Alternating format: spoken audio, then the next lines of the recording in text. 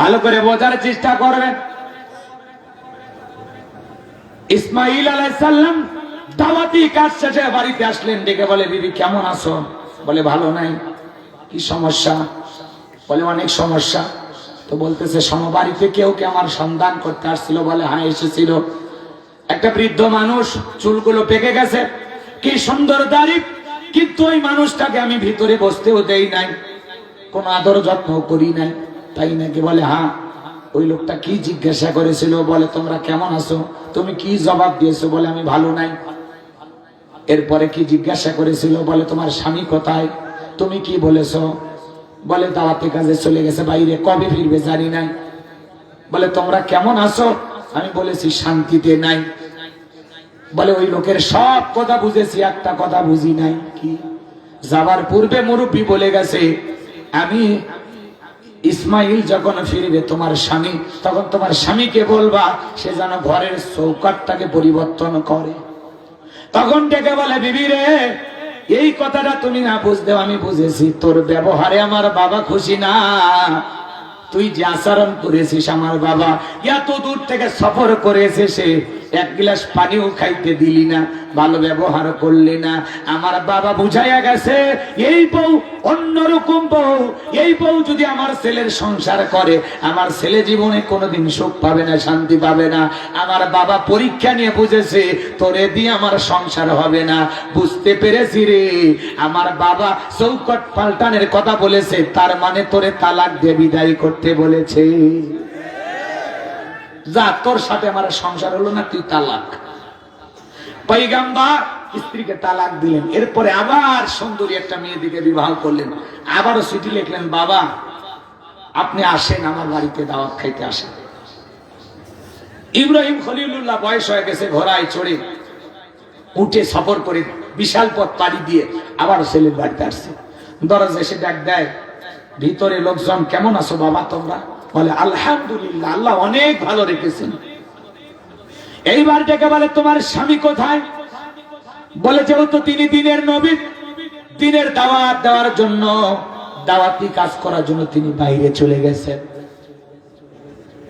এইবার ডেকে বলে আপনি কে? বলে আমার চিনবা না মা।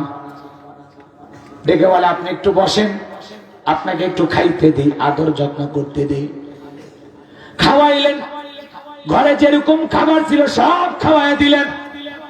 এমনকি শ্বশুরের পায়ে পানি ঢেলে পাটা পর্যন্ত পরিষ্কার করে দিলেন। আল্লাহু আকবার বলেন। ইব্রাহিম খলিলুল্লাহ ছেলের বউয়ের ব্যবহারে এতটা খুশি হয়ে গেল। ছেলের বউ ডেকে বলে বাবা আপনি অনেক দূর থেকে আসছেন, একটু থাকেন, দুই একদিন থেকে যান, আপনার সেবা করার সুযোগ দেন। ডেকে বলে না মা, থাকার সুযোগ নাই, অনেক কাজ আছে বাড়িতে, আমাকে যেতে হবে মা। তবে যাওয়ার পূর্বে তোমাকে একটা কথা বলে যাই, আমার ছেলে ইসমাইল যখন আসবে বলবা ঘরের চৌকাটটা বড় পছন্দ হয়েছে, এই চৌকাটটা যেন জীবনে কোনোদিন পরিবর্তন না করে। আল্লাহ আকবার। আমার ভাইয়েরা ইব্রাহিম খলিলুল্লাহ চলে গেলেন। ছেলের বৌমা এত ভালো ব্যবহার দেখিয়েছেন, পয়গম্বর খুশি হয়ে গেলেন। তাদের সংসারের কল্যাণ কামনা করে দোয়া করে পয়গম্বর চলে গেলেন। ইসমাইল যখন দাওয়াত কাজ শেষে বাড়িতে আসলেন, ডেকে বলে বিবিরি বাড়িতে কেউ কি আমার সন্ধান করতে এসেছিল? বলে হ্যাঁ এসেছিল, আমার শ্রদ্ধেয় আব্বাজান, আমার শ্বশুর আব্বা এসেছিল। তাই নাকি? বলে হ্যাঁ। কি করেছো? আমার জিজ্ঞাসা করে কেমন আছো? বলেছি আলহামদুলিল্লাহ, আল্লাহ অনেক ভালো রেখেছেন। স্বামী কোথায়? বলেছি দাওয়াতি কাজে বাইরে চলে গেছেন, আল্লাহ চাইলে সময় মতো ফিরবেন। কোন সমস্যায় আছো? বলেছি না, আল্লাহ তাআলা আমাদেরকে অনেক ভালো রেখেছেন। এরপরে কি করেছো? ঘরে যেটুকু খাবার ছিল মেহমানদারির কোনো তুলুটি করি নাই, যত্ন করে নিজের হাতে হাতে তুলে তুলে খাওয়াইছি। শুধু তাই নয়,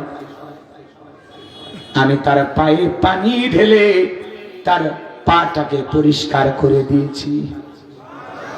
আল্লাহু আকবার বলেন। এরপরে তিনি তো বসবেনই না, অনেক থাকার জন্য আমি বললাম, থাকলোই না। পরিশেষে যাওয়ার আগে বলে গেল, ও মা তোমার স্বামী যদি বাড়িতে আসে বলবা চৌকাটটা আমার বড় পছন্দ হয়েছে, আমার ছেলে যেন এই চৌকাটটা কোনোদিন পরিবর্তন না করে। এই কথা বলেছেন। আপনার বাবার সব কথা বুঝেছি, কিন্তু এই কথাটা বুঝতে পারলাম না। ইসমাইল ডেকে বলে, বিবি রে, আমার বাবা বলেছে যে কথাটা, সেটা হলো আমার বাবার ছেলের বৌমা পছন্দ হয়ে গেছে, তোমার ব্যবহারে আমার বাবা রাজি খুশি হয়ে গেছে।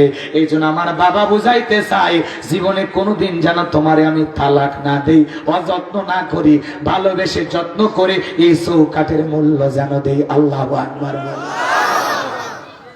এই জন্য যে বউ আপনার মা বাবাকে অপছন্দ করে, দেখতে চাই না, ভালোবাসা দিতে চাই না, পিতা মাতা যদি খুব বেশি অপছন্দ করে, আর আপনি যদি সত্যি অপরাধটা প্রমাণিত হয়, পিতা মাতার কথা শুনে যদি সত্যি আপনার বউ অপরাধী হয়, তাকে শোধরানোর জন্য ওয়াজ করবেন। কিন্তু অনেক সময় 2-4টা বাচ্চা কাচ্চা হয়ে যায়, তালাক দিতে গেলে বিপদ আছে না নাই? ঠিক এগুলো ঘটনা যদি প্রথম দিকে ঘটে, ডাইরেক্ট কবেন তো চলবি না, তুই চলে যাও। তো বাচ্চা কাচ্চা হয়ে গেলে অনেক দিক ভাবা লাগবে। কথা কয় না কেন? তাকে শুধরাইতে হবে, ওয়াজ করে বুঝাইতে হবে, মা বাবার সাথে ভালো ব্যবহার করবা। আর পিতা মাতার খেদমত, আপনার পিতা মাতা আপনি খেদমত করবেন, আপনার বউ জাস্ট তাদের সাথে একটু ভালো ব্যবহার করবে। কথা কয় না কেন? সেবা যত্ন যা করার আপনারই করতে হবে, কারণ মা বাবা আপনার। কথা কন ঠিক কিনা? ছেলের বউ জাস্ট শ্বশুর শাশুড়ির সাথে ভালো আচরণ করবে, ভালো ব্যবহার করবে, তাদের সাথে কখনো খারাপ ব্যবহার করবে। কষ্ট পাইলেন আমার কথা? হ্যাঁ, অনেক হুজুর ওয়াজ করে বা আমরা ওয়াজ করি, বউ গেলে বউ পাওয়া যাবে, কিন্তু বউটা বিদায় দেওয়ার আগে তো চিন্তা করা লাগবে। ওই যে 2-3টা বাচ্চা কাচ্চা হয়েছে, ওদের সামলাবি কি? কথা কয় না কেন? এই জন্য যে কোনো ডিসিশন নেওয়ার আগে আপনাকে 1000 বার চিন্তা করা লাগবে। কথাকে বোঝা গেল? এবং সত্যি আপনার বউ অপরাধী কিনা ওটা যাচাই বাছাই করা লাগবে। কথা কোন ঠিক কিনা? আর যদি অপরাধী হয়, আপনার বইয়ের অপরাধের কারণে আপনি পিতা মাতার কাছে ক্ষমা চাবেন, আর একে শুধরায় ভালো বানাবেন, কারণ আপনার 2-4টা সন্তান আছে। কথাকে বোঝা গেল? এই ওয়াজ শুনে আবার আপনারা বেশি রাগ করেন না, ওয়াজ গুলো বুঝবেন। আমরা মানুষ, আপনার পিতা মাতা একজন মানুষ, আর ভুল মানুষেরই হয়। ছেলের বউ ভুল করেছে, পিতা মাতার কাছে মাপ চাইলে অবশ্য আপনার মা বাবাও তার ছেলের বউয়ের অপরাধ ক্ষমা করে দেবে। কথা কোন ঠিক কিনা? কারো মনের মধ্যে কষ্ট রাখবে না। আর মা বাবার চাইতে আপনার সংসার, আপনার সুখ, আপনার ভালো বোঝার মতো দুনিয়াতে আর কেউ আছে? আপনাকে দোয়া করবো ভাই, দোয়া করবো। আপনারা তো ওয়াজ শুনবেন না, দোয়া করবো? বিরক্ত হচ্ছেন? লিল্লাহি তাকবীর। আমার ভাইরা, পিতা মাতার খেদমত নিয়ে আমি যে কথাগুলো বলতেছি, বলেন তো আমি আমার আলোচনার বিষয়ের ভিতরে আছি না অন্যদিকে গেছি? বিষয়ের ভিতরে আছি তো ইনশাআল্লাহ। আচ্ছা, এদিকে খেয়াল কর, ঘটনা শুনবে। মাশাআল্লাহ, চাচা মিয়া মনে রাখছে।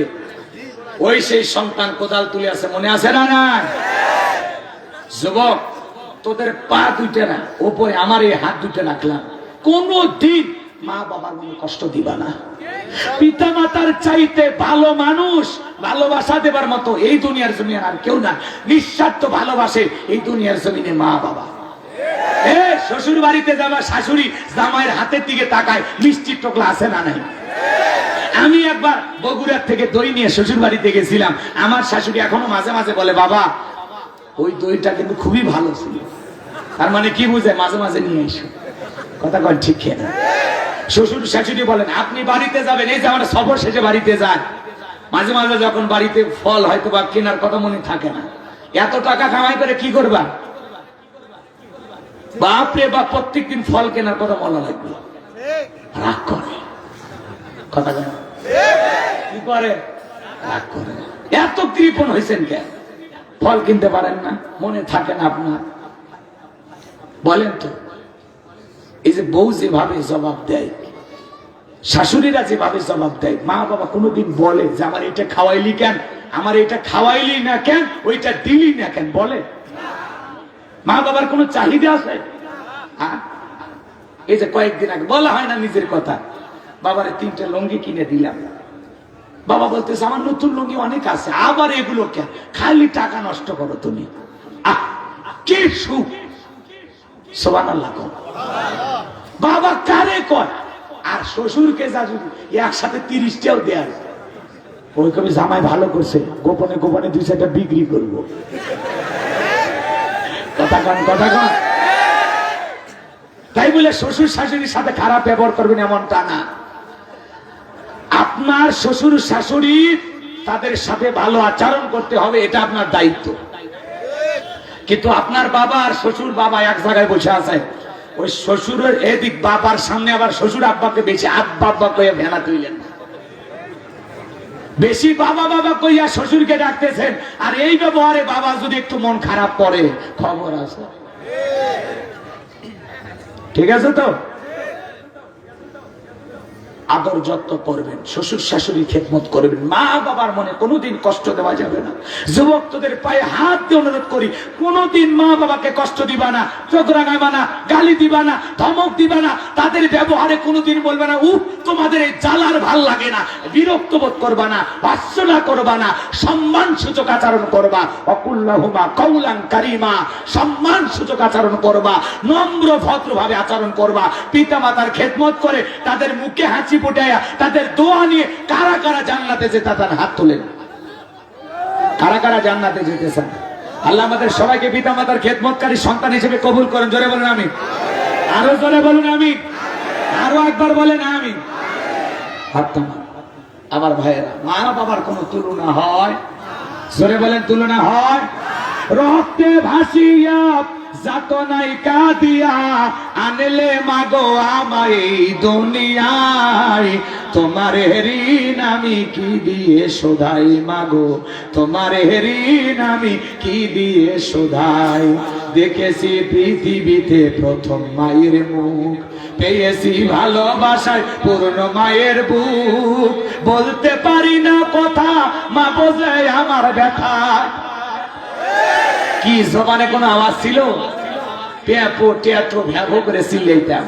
মার কাজ কাম সব ফাইলা কোলে নিত আর বলতো খিদে লাগছে, আমার কলিজার খিদে লাগছে, কইয়া স্তনে মুখ লাগাই দিত। সুবহানাল্লাহ। বলতে পারি না কথা মা বোঝে আমার ব্যথা, বলতে পারি না কথা মা বোঝে আমার ব্যথা, তাই তো রেখেছো মা বুকেতে জড়াই, তোমার ঋণ আমি কি দিয়ে শোধাই মাগো, তোমার ঋণ আমি কি দিয়ে শোধাই। কখনো গভীর রাতে উঠলে আমি কেঁদে, বুকে মা শক্ত করে রাখতো আমায় বেঁধে, কখনো গভীর রাতে উঠলে আমি কেঁদে, বুকে মা শক্ত করে রাখতো আমায় বেঁধে। তোমার ওই দুধের দাম কে দেবে প্রতিদান, তোমার ওই দুধের দাম কে দেবে প্রতিদান, এই দুনিয়ায় মাগো আজ মেলে নাই, তোমার ঋণ আমি কি দিয়ে শোধাই মাগো, তোমার ঋণ আমি কি দিয়ে শোধাই।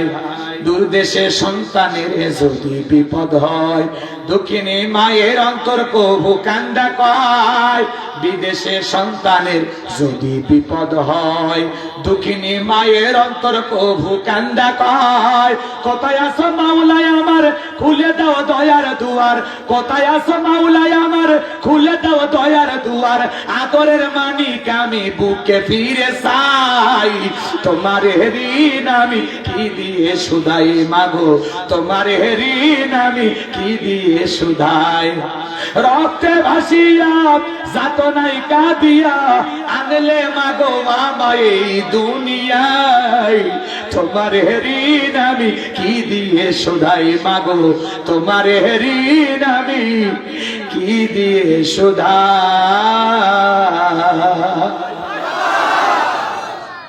আমার ভাই, মায়ের ঋণ শোধ করা যাবে না। দেহের চামড়া গুলো কেটে মায়ের পায়ের জুতা বানাইলে তাদের ঋণ শোধ করার ক্ষমতা আমাদের নাই। কথা বলেন ঠিক কিনা? যে পরিমাণে মারে জ্বালাইছি, যে পরিমাণে বাবা আমাদের জন্য পরিশ্রম করেছে, মাথার ঘাম পায়ে ফেলে, বাবার আপনার আমার জীবনে বাবার অবদান কোনো অংশে কম নয়। কথা কয় না? খালি মায়ের রস করতেছি না, পিতা মাতা দুইটা আসে, ভুলে যাই না, ভুলে যাই না। বাবা মা তো ঘর সামলাইতো, আর বাবা বাড়ির থেকে ইনকাম করে নিয়ে আসতো। কথা কন ঠিক কিনা? মা ঘরে আপনাকে আমাকে যত্নে রাখতো, আগলায় রাখতো, কিন্তু এই শরীরটা ঢাকার মতো পোশাক কে কিনেছিল? শীতের দিন আহারে মা বলেছে, দেখো যে শীত পড়েছে, আমার এই কলিজার টুকরা শিশুর একটা শীতের কাপড় লাগবে। বাবা বন্ধুর কাছে টাকা চাই, পাই না। বন্ধু বান্ধবের কাছে ধার চাই, পাই না। বাবা অনেক কষ্ট করে পরিশ্রম কইরা সন্তানের জন্য শীতের পোশাক একটা না দুইটা কিনে নিয়ে বাড়ি আসছে। আল্লাহু আকবার বল। মা তখন ডেকে বলে, তোমারে বললাম একটা কিনে আনবা, দুইটা কেন আনছো? বলে, জানিস না রে বিবি, এটা তো আমার সন্তান না, এটা আমার রাজা, এটা আমার বাদশা, এটা আমার রাজপুত্র, এটা আমার রাজকুমারী। ওর জন্য একটা কেন দুইটা কেন? আল্লাহ কেনার সামর্থ্য দিলে আমার ছেলের জন্য 10টা শীতের পোশাক কিনেও আমার শান্তি মিটবে না। আল্লাহু আকবার বলে। বাবা মা যত দিতে পারে তত খুশি, যত দিতে পারে তত খুশি। আল্লাহু আকবার বলেন। এমন বাবা মা ঋণ কখনো আমরা শোধ করতে পারবো? এমন মা বাবার সাথে কখনো খারাপ ব্যবহার করা যাবে? যুবক, বউ পাইয়া মারে ভুলে যাস না। যুবক রে, মা বাবার মনে কষ্ট দিও না। মা বাবার চাইতে নিঃস্বার্থ ভালোবাসা আল্লাহর জমিনে কেউ দিতে পারবে না। সকলেই ভালোবাসে স্বার্থের কারণে। প্রত্যেকটা মানুষের ভালোবাসার মধ্যে স্বার্থ থাকে, কিন্তু মা বাবার ভালোবাসার মধ্যে কোনো স্বার্থ। কথা বলেন না? কষ্ট পাইছেন আপনারা? বিরক্ত হয়েছে? এই জন্য ওলামা ইকরামদের বয়ান শুনে আপনাদেরকে পরিবর্তন হতে হবে, সিদ্ধান্ত নিতে হবে। এই যে শাইখ আহমদুল্লাহ হুজুর আজকে 21-এর বই মেলা গেছেন, তাকে দেখার জন্য হাজার হাজার মানুষ, কারণ তার বয়ান শুনে অনেক মানুষ পরিবর্তন হয়। কথা বলে ঠিক কিনা? হাজার হাজার মানুষ ভিড় করেছেন, মানে বই মেলাতে যায়া তাকে দেখার জন্য হাজার হাজার দর্শক ভিড় করতেছেন। তিনি পরিশেষে বলেছেন, ইসলাম ধর্ম হলো সবচাইতে শ্রেষ্ঠ ধর্ম, সকল ধর্মের প্রতি আমার সম্মান আছে, কিন্তু এই বই মেলায় দেখলাম যে বই মেলায় ভালো বই, কোরআন হাদিসের বইয়ের চাইতে উল্টা পাল্টা বই বেশি। কথা কয় না কেন? যেখানে ইসলামিক স্টল যদি বেশি থাকতো, ইসলামিক বইগুলো যদি বেশি বিক্রি হইতো, মানুষ এখান থেকে কোরআন হাদিসের চর্চা শিখতো। আল্লাহু আকবার বলেন। আরো জোরে বলেন আল্লাহু আকবার। তিনি বই মেলায় গেছেন, একজন আলেম শাইখ আহমদুল্লাহ আস-সুন্নাহ ফাউন্ডেশনের সম্মানিত চেয়ারম্যান, একজন দ্বীনের নির্ভীক দায়ী। আল্লাহু আকবার বলেন। শাইখ আহমদুল্লাহ হুজুরের নাম আপনারা শোনেননি? জোরে বলেন, শোনেননি? তিনি আজকে 21-এর বই মেলায় গেছেন, তাকে দেখার জন্য হাজার হাজার মানুষ ভিড়। বলেন আল্লাহু আকবার। তিনি বই মেলা ঘুরতেছেন, কোনো সমস্যা নাই। আবার মাঝে মাঝে দেখবেন কিছু লোক বই মেলায় যায়, লোকজন ভুয়া বলে বাইর করে দেয়। আলেমেরা গেলে মানুষ সম্মান করে, তার পাশে দাঁড়ায়, সেলফি তোলে, কাছে যায়। কথা কন ঠিক কিনা? এই জন্য আলেমদের হাতের লেখা বইগুলো আপনারা কিনবেন। কথা কন। শাইখ আহমদুল্লাহর বই পাওয়া যাচ্ছে বই মেলায়। আব্দুল হাই মোহাম্মদ সাইফুল্লাহ ভাইয়ের আছে, ডক্টর মিজানুর রহমান আজারি ভাইয়ের বইগুলো আছে, আল্লামা তারিক জামিলের লেখা বইগুলো আছে, তকি ইসমানী হুজুরের লেখা বইগুলো আছে। এই যে ভালো ভালো কিছু লেখকের বইগুলো কিনবেন, নিজের জীবনটাকে পরিবর্তন করে দিবেন কে? জোরে বলেন কে? পিতামাতার খেদমতের গুরুত্ব নিয়ে অনেক বই পুস্তক লেখা আছে, এইগুলো বই পড়বেন। পিতামাতার খেদমত কিভাবে করা যায়, মা বাবাকে কিভাবে রাজি খুশি করা যায়। আলেমদের ওয়াজ শুধু শুনলে হবে না, এই ওয়াজ ঘর পর্যন্ত নিয়ে যাওয়া লাগবে। কথা বলেন ঠিক কিনা? শাইখ আহমদুল্লাহ হুজুর বই মেলা গেছেন, মানুষ আদর করে, যত্ন করে। কথা কন না? আর কিছু মানুষ বই লেখছে, দেখেননি? ডক্টর সাবরিনা বই লেখছে, বন্দি। এরপরে ওই যে তিশা মোস্তাক চাচা বই লেখছে, তিশার ভালোবাসা। হিরো আলমেরও বই পাওয়া যাচ্ছে। কথা কন ঠিক কিনা? আচ্ছা, এই সমস্ত মানুষদের বই পড়ে বলেন তো আপনার আমার কোনো উপকার আছে? কোনো কল্যাণ আছে? তাহলে কোরআন সুন্নাহর কিতাব পড়ে নিজেদেরকে পরিবর্তন করবো তো ইনশাআল্লাহ। পিতা মাতার খেদমত করে তাদের সুসন্তান হওয়ার চেষ্টা করবো তো ইনশাআল্লাহ। তাহলে শেষ বয়সে কোনো অবস্থায় পিতা মাতার সাথে অবহেলা করা যাবে? তাদের কল্যাণ কামনা করে দোয়া করতে হবে। কথা বলেন ঠিক কি না? আমার ভাইয়েরা গভীর মনোযোগ দিয়ে কথাগুলো শুনবেন। পিতা মাতার জন্য অন্তর থেকে দোয়া করে বলবেন, আল্লাহ তাআলার কাছে দোয়া করে বলবেন, اخفض لهما جناح الذل من الرحمة وقل رب ارحمهما كما ربياني صغيرا। আল্লাহু আকবার। আল্লাহ তাআলার কাছে দোয়া করে বলবেন, আল্লাহ পিতা মাতার প্রতি বিনয়ী হওয়া লাগবে। তাদের জন্য রহমতের দোয়া করতে হবে, তাদের কল্যাণ কামনা করতে হবে, শান্তি কামনা করতে হবে। আল্লাহ তাআলার কাছে ডেকে বলতে হবে, আল্লাহ ওয়াকুর রাব্বিরহামহুমা কামা রাব্বায়ানি সগীরা, হে আমাদের রব, শৈশবে আমার পিতামাতা আমাকে যেভাবে লালন পালন করেছেন, হে আল্লাহ তাআলা আপনি আমার পিতামাতাকে আপনার রহমতের কোলনিয়া সেইভাবে লালন পালন করেন। বলেন আল্লাহু আকবার। পিতামাতা বেঁচে থাকলেও তাদের জন্য দোয়া করবেন, মারা গেলেও তাদের জন্য দোয়া করে বলবেন, আল্লাহ আপনি আমার পিতামাতাকে মাফ করে দেন। পিতামাতার জন্য দোয়া করা দরকার আছে না নাই? আজকের মাহফিল থেকে হাজার হাজার মানুষ এই জায়গায় বসেছেন, অনেকের মা হারিয়েছেন, বাবা হারিয়েছেন, পিতামাতার রুহের মাগফিরাত কামনায় তাদের জন্য একটু দোয়া করার সময় আছে তো? ভাই এভাবে অস্থির হচ্ছেন কেন? কুরআনের গল্পটা করেন, কুরআনের শুনতে চাচ্ছি সবাই। হ্যাঁ, কুরআনের গল্পটা, কুরআন ওই কথাটা মনে আছে আপনার? এদিকে খেয়াল করেন। এজন্য খালি বিশ্ব মা দিবস পালন করলে হবে না, বিশ্ব বাবা দিবস পালন করতে হবে না। মুসলমানেরা জন্ম থেকে মৃত্যু পর্যন্ত পিতামাতাকে শ্রদ্ধা করতে হবে, সম্মান করতে হবে। একটা এমপি মন্ত্রীকে যেমন সম্মানের চোখ দিয়ে দেখেন, একটা রাজা বাদশাকে যেমন সম্মানের চোখ দিয়ে দেখেন, তার চাইতে বেশি আদব শ্রদ্ধা সম্মান পাওয়ার অধিকার মা বাবার আছে না নাই? জোরে বলেন আছে না নাই? তাহলে এমপি কে সম্মান যেমন করেন, এমপির চাইতে মা বাবার দাম কম না বেশি? এই জন্য পিতা মাতারকে শ্রদ্ধা করবেন, সম্মান করবেন, পিতা মাতার সাথে কখনো খারাপ ব্যবহার করবেন না। এইবার ভাইয়েরা আমার, ওই ছেলেটা মাকে আঘাত করার জন্য, মাকে ওই কোদাল দিয়া কোপটা মারার জন্য যখন কোপটা তুলে ধরেছে, আমার ভাইয়েরা হাত যখন উঁচু করেছে আসমানের দিকে, কোদালটা উঁচু করেছে, মার কল্লাই মারবে, মা নিচের দিকে হয়ে সাল পরিষ্কার করতেছে। এইবার যখন আমার ভাইয়েরা কোদালটা উঁচু করে ধরে মাকে আঘাত করবে, এমন অবস্থায় মা তাকায়া দেখে তার সন্তান তাকে মারার জন্য কোদালটা উঁচু করে ধরেছে। মা চিৎকার মেরে ডেকে বলে, আমাকে বাঁচাও, আমাকে বাঁচাও, কে কোথায় আছো, আমাকে বাঁচাও। এই কথা বলে মা এক দৌড়ে চলে গেল। বলেন আল্লাহু আকবার। এইবার মা দুঃখিনী অনেকটা দূর যখন চলে গেছে, কিছুটা সময় পরে আওয়াজ পাওয়া যাচ্ছে, মা তুমি আমাকে বাঁচাও, ও মা তুমি আমাকে বাঁচাও। মা এবার পেছন দিক ফিরে তাকাইছে। মায়ের মায়া কম না বেশি?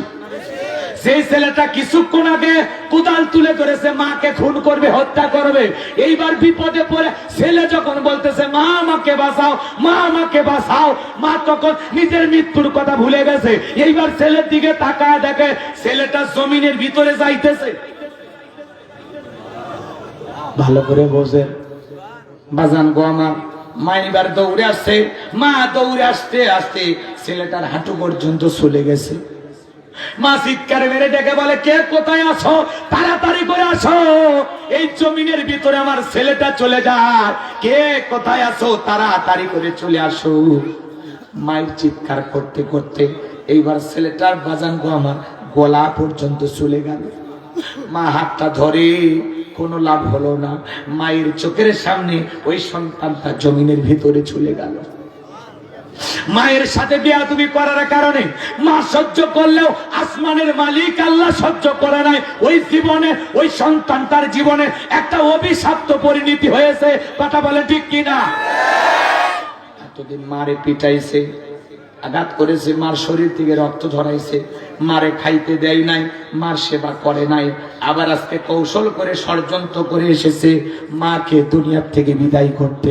এই জন্য আসমানের মালিক আল্লাহ এই সন্তানের অপরাধের পাল্লা এত ভারী হয়ে গেছে, মা সহ্য করলেও আসমানের মালিক আল্লাহ সহ্য করে নাই। আমার আল্লাহ রাব্বুল আলামিন এরকম কুলাঙ্গার অভিশপ্ত সন্তানের শাস্তি দুনিয়ার জমিনে দিলেন। মায়ের চোখের সামনে ওই সন্তানটা জমিনের ভিতরে চলে গেল। মায়ের চিৎকার শুনে লোকজন আসে, মা কাঁদতে কাঁদতে ডেকে বলে, এই জমিনের ভিতরে আমার ছেলেটা চলে গেছে। মানুষ এইবার মায়ের কান্না থামাইতে গিয়ে, মাকে সান্ত্বনা দিতে গিয়ে চতুর্দিক দিয়ে জমির থেকে মাটি তুললেন। মাটি তুলতে তুলতে 1 নয় 2 নয় 70 হাত পর্যন্ত নিচে চলে যাওয়া গেল। এরপরে সন্তান তার কোনো হদিস খুঁজে পাওয়া গেল না।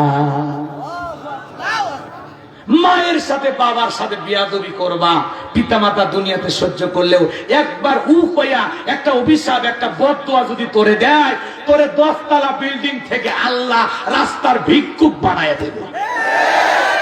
আর যদি পিতামাতা দোয়া করে, তারা যদি তোর উপরে সন্তুষ্ট থাকে, হে যুবক, মাতা পিতা যদি তোমার উপরে আমার উপরে রাজি খুশি থাকে, মা বাবা যদি খুশি হয়ে দোয়া করে, রিক্সা চালক ভ্যান চালক থেকে আল্লাহ কোটিপতি বানায় দেবে, ব্যবসায়ী বানায় দেবে, টাকাওয়ালা বানায় দেবে।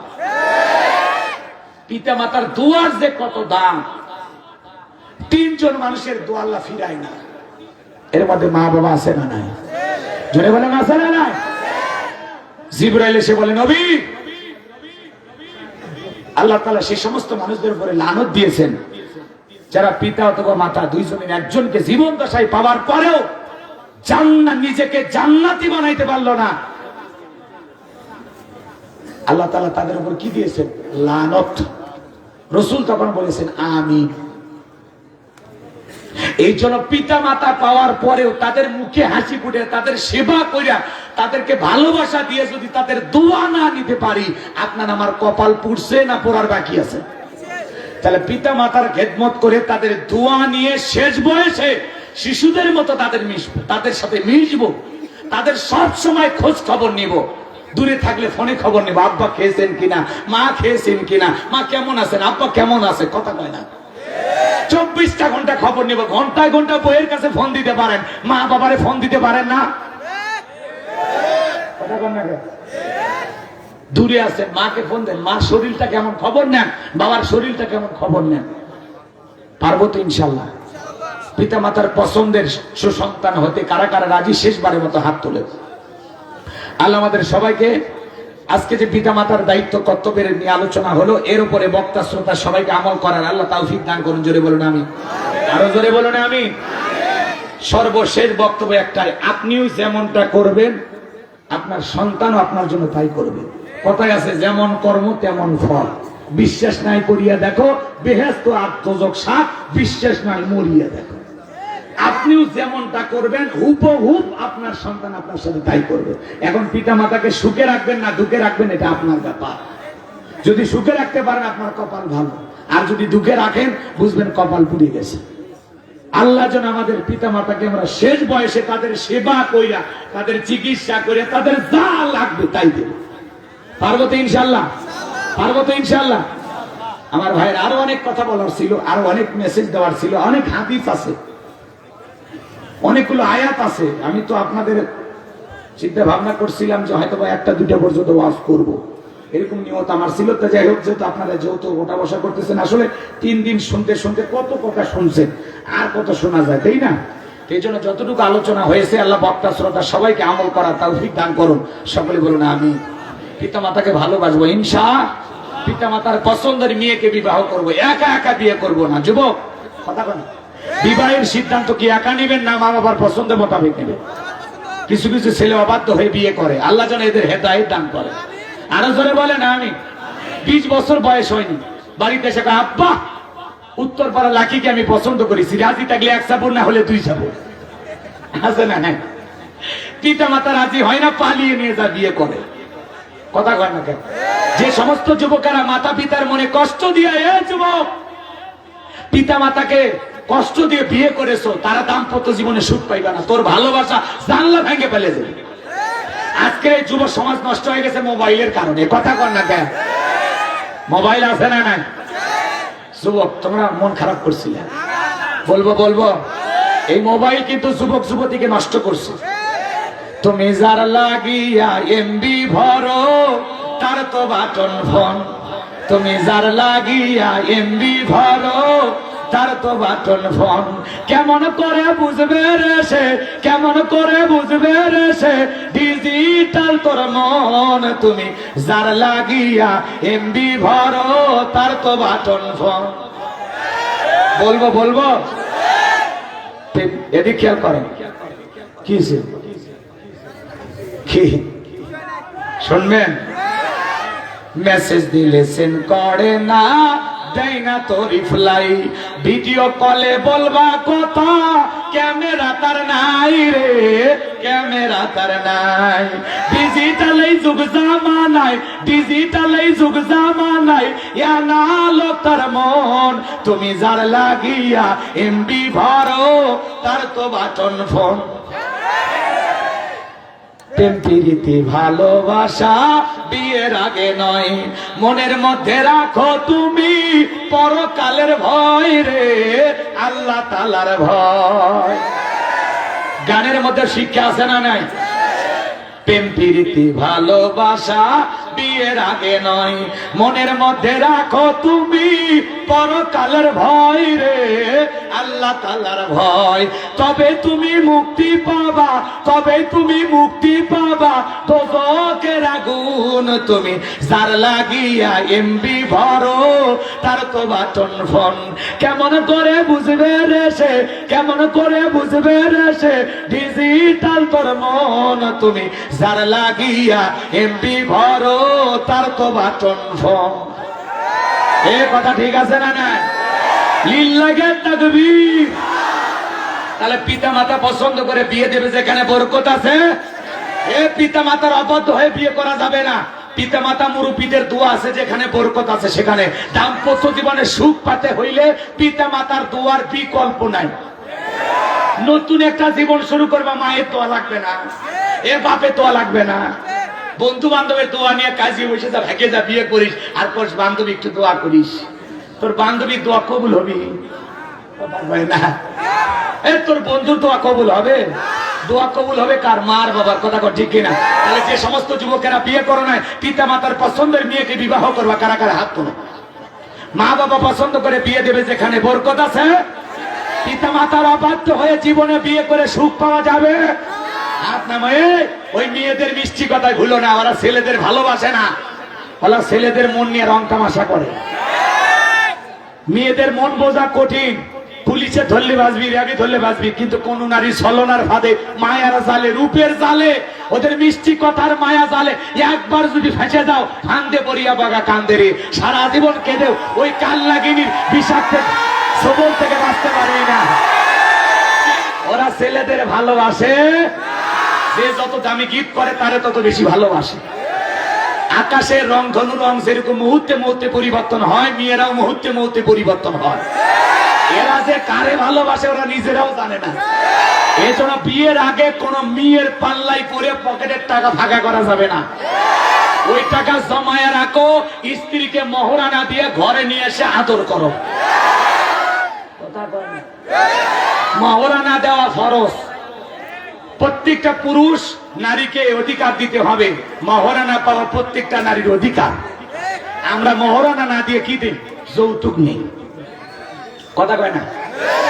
আল্লাহ যেন আমাদের হেদায়েত দান করেন। জোরে বলেন আমিন। আরো জোরে বলেন আমিন। অনেক কষ্ট দিয়েছে, আর দেব না। আল্লাহ পাক বক্তা শ্রোতা সবাইকে আমল করার তৌফিক দান করেন। আমার মা বোনেরা অনেক কষ্ট করে আলোচনা শুনেছেন। মা বোনদেরকে শ্রদ্ধা সম্মানের চোখে দেখবেন। নারীরা হলো মায়ের জাতি। কথা কন ঠিক কিনা? এই যুবক, রাস্তা দিয়ে যেমন মহিলা হেঁটে যা, খবরদার তাকাইতে পারবি না।